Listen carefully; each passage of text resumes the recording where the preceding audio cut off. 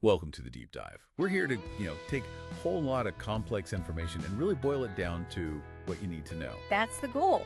And today, we're plunging into something pretty wild. It's where this niche online gaming community's counterculture, kind of born from being fed up with things and finding an exploit, has somehow stretched into DeFi and digital collectibles. Yeah, it's not your typical crypto story at all. It starts in a very specific place, this dissatisfaction with chaotic role-playing in Grand Theft Auto, San Andreas multiplayer, SAMP. SAMP. And that frustration actually pushed them towards looking for what they called real endeavors, tangible results. And now that search has led them straight into blockchain. It's quite a leap. So we're talking about KabanFactoryBand, Yeah. KBF. It's pitched as an experimental DeFi project and centered around this unique digital collectible token. And our whole discussion today, it's based on their white paper, the KabanFactoryBand white paper. Which is surprisingly detailed, actually. It covers the origins, their whole philosophy, the tech specs, even like how you actually get these tokens. So our mission really is to unpack KBF's dual nature for you.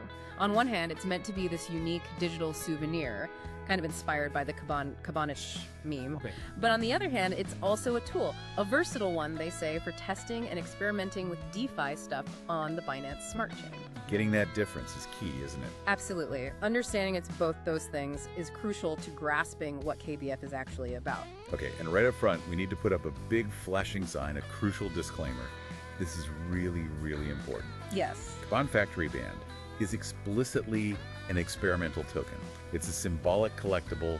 It is absolutely not an investment. Stress that enough. It has zero intrinsic monetary value. Getting one doesn't guarantee any profit, no return of funds later on, nothing like that. Think of it like, I don't know, a digital baseball card, or maybe an NFT you get just because you like it. A keepsake. Exactly. A fun, unique digital thing.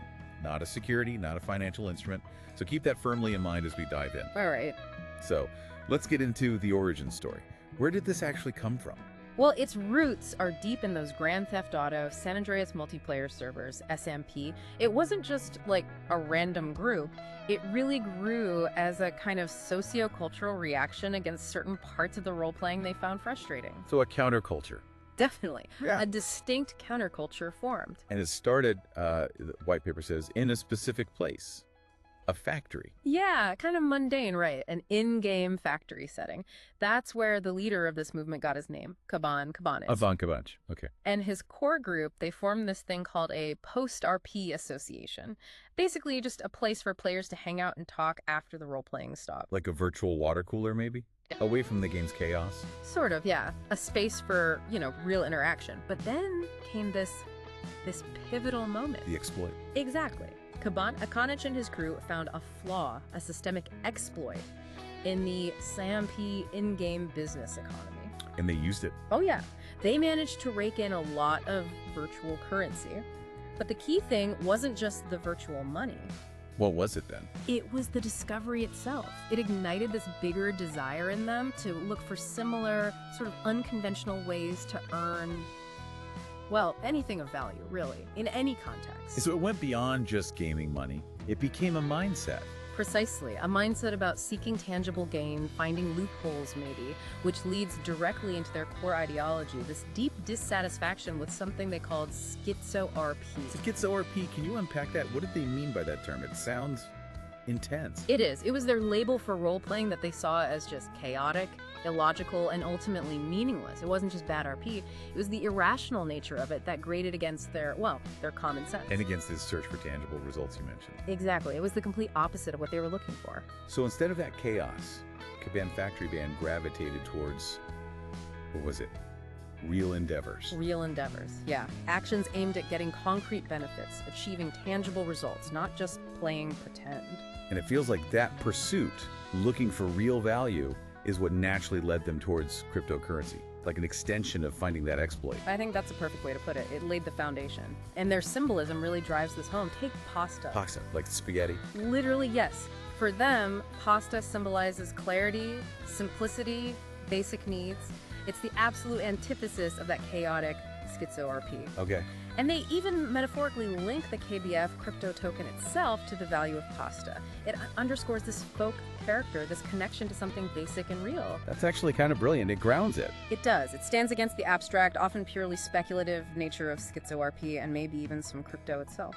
So pasta is the symbol of simple real value. And what about cryptocurrency itself being the other core symbol?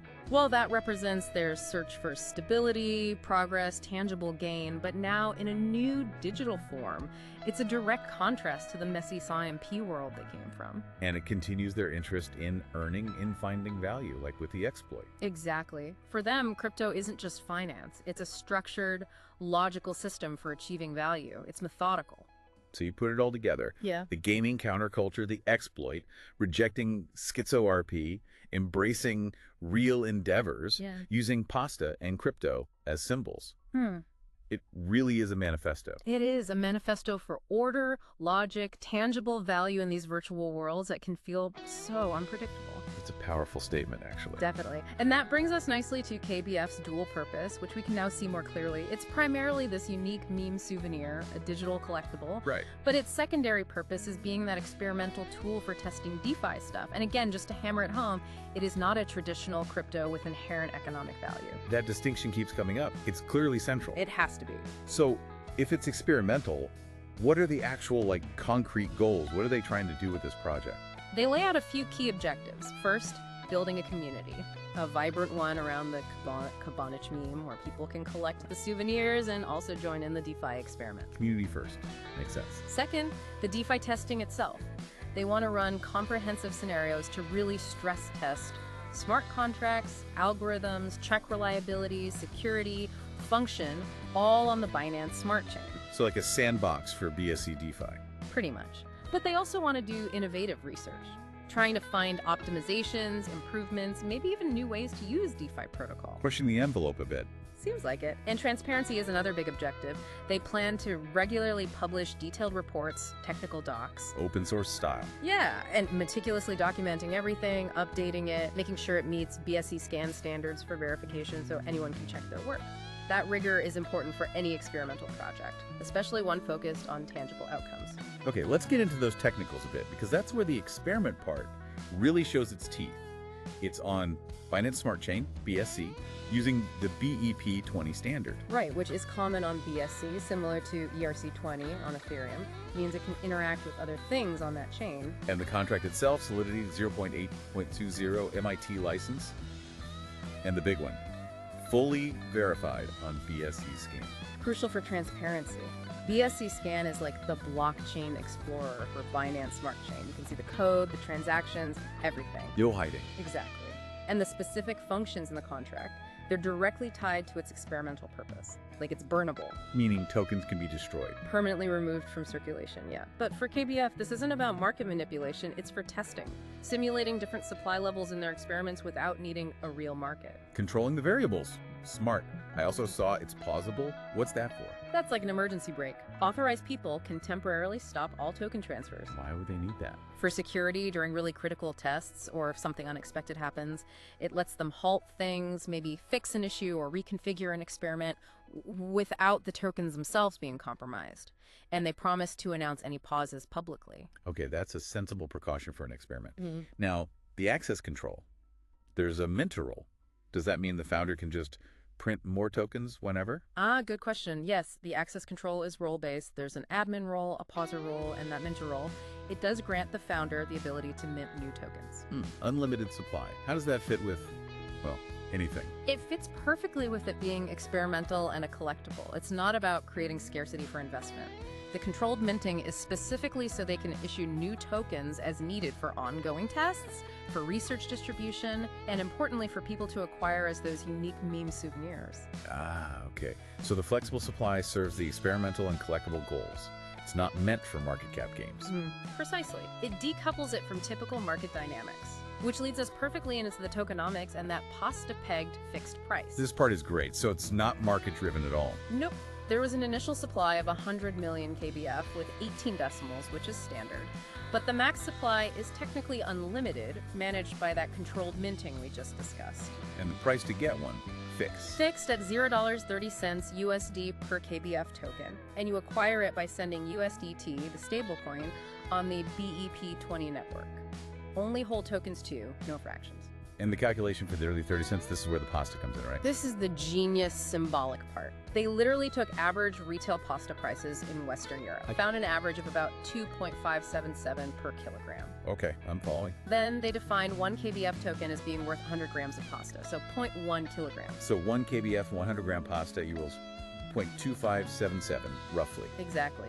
Then they converted that euro value to US dollars using an average exchange rate they picked, 1.1009 euro USD. That gives about 0.2837. Which they rounded up to 30 cents. Yep, rounded and fixed it right there at $2.30 USD. It's playful, but it makes a serious point. It really does.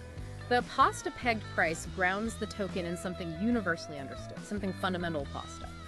It's a direct challenge to abstract speculation. It's their real endeavors philosophy made tangible, rejecting schizo RP and maybe typical crypto hype too. Couldn't have said it better. It forces you to think about value differently. So if someone is interested in getting one of these as a souvenir or for experimenting, how do they do it? It's a two-step process, clearly laid out. First, you need USDT on the BEP20 chain. You send the exact amount for the number of KBF you want. Remember, $0.30 each to their official acquisition address. We should probably mention that address. It's 0xAAA8521CADD489 S6F3847 E5AA5E2B E02 B683 CCA7. Always double check addresses, of course. Absolutely crucial. Send the USDT there.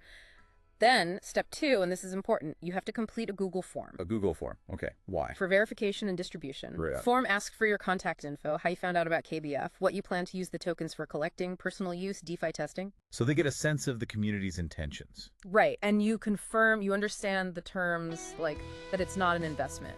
You provide the USDT amount you sent, your sending wallet address, the transaction hash as proof. And the address where you want to receive your KBF tokens. Exactly. Your BSC wallet address, it ensures a controlled, transparent process. They're not just blindly sending tokens out. Makes sense for an experimental setup. Okay, who are the people driving this? There's a founder mentioned. Yes, Jackson Grimes.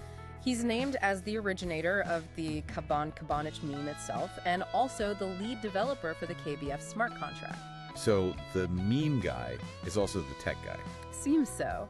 The white paper highlights his commitment to transparency, security, and pushing forward with these experimental DeFi systems, while also, nurturing the meme souvenir side. But it's not just him, right? There's a community aspect. Oh, definitely. The white paper emphasizes the KabanFactoryBand community. Inspired by the meme, they're the ones collecting the souvenirs, actively participating in the testing, giving feedback, maybe suggesting new experiments. So they're not just passive holders. No, they seem to be integral to the project's spirit, embodying that collective decentralized idea, bringing the meme to life on the blockchain, you could say. And do they have a plan, a roadmap? Where is this heading? They do outline one as of July 2025, which is where we are now, notionally. Back in March 2025 was the foundation phase, deploying the contract, getting it verified, setting up the basics. July 2025, the current phase, is about launching the token acquisition through that Google form, really building the community and kicking off those community-driven experiments. And looking further out. Future plans are about expanding the meme's reach, doing more in-depth testing of different token interactions, and just continuously improving the documentation and transparency. Sounds like a steady, research-focused approach. Fits the experimental nature. They're not promising moonshots, just continued exploration. And what about support or security beyond the verification? Well, the full BSC scan verification is the main security point they highlight, along with the detailed technical documentation. They also mention they welcome voluntary donations. Donations? For what? To help cover costs like blockchain transaction fees, infrastructure, and just to continue the research and development. It's not mandatory, just an option if people want to support the experiment. Fair enough. And people can reach out. Yeah, they list contact methods, email, X, formerly Twitter, Telegram, YouTube. Seems pretty open for questions or proposals. Okay, so wrapping this up, KabanFactoryBand is, well, it's a really fascinating case study, isn't it? It truly is. How this very specific online gaming culture, the exploit hunting, the rejection of schizo RP, the search for real endeavors, how all that could converge into this unique blockchain project. One that deliberately mixes meme collecting with quite serious DeFi experimentation. Yeah, it's a blend you don't see every day. And it really underscores that point we keep making. It's a collectible, it's a test bed, it is not a financial investment, its value is symbolic and experimental. Absolutely. And it's a prime example of how these digital communities can spark innovation in really unexpected directions, even directions completely separate from traditional financial motives. Which leaves us with a thought, maybe for you, the listener. Yeah, this project makes you wonder what other kinds of unexpected digital collectibles or experimental protocols might bubble up from other niche online communities.